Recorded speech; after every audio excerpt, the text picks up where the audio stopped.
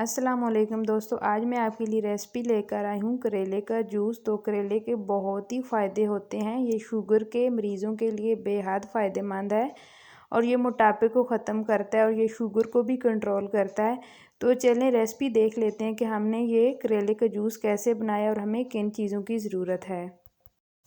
तो करेले का जूस बनाने के लिए यहाँ पे हमें चाहिए एक करेला। अगर आप ज़्यादा जूस बनाना चाहते हैं तो आप ज़्यादा करेले ले सकते हैं। तो यहाँ पे हमने एक गिलास बनाना है जूस का, तो इसलिए हमने एक करेला ही लिया है।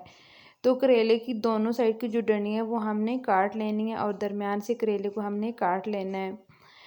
तो यहाँ पे जो करेला है इसका जो बीज है बहुत ज़्यादा सख्त है, इसलिए हाथों से नहीं ये निकलेगा। हमने यहाँ पे चम्मच लिया है, चम्मच से हमने ये जो बीज है इसका निकाल लेना है और इसका जो छिलका है वो हम नहीं उतारेंगे और इसका छिलका ऊपर ही रहने देंगे।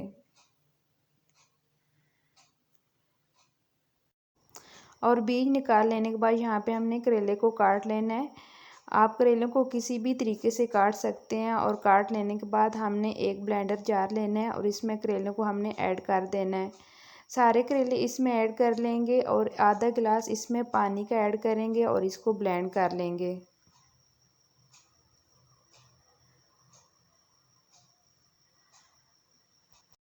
तो फ्रेंड आप देख सकते हैं हमने करेलों को ब्लेंड कर लिया और इसके ऊपर कितना ज़्यादा झाग आ गया है।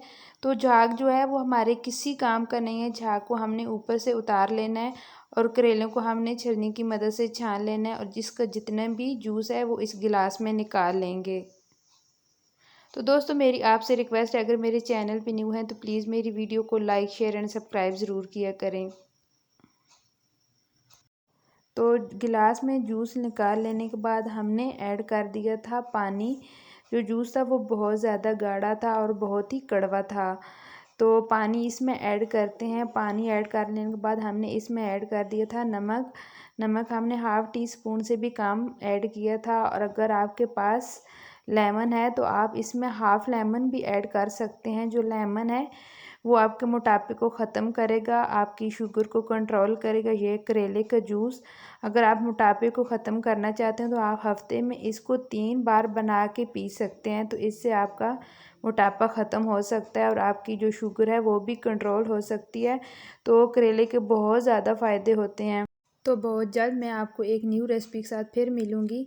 मुझे अपनी दुआ में याद रखना। तब तक के लिए अल्लाह हाफिज़।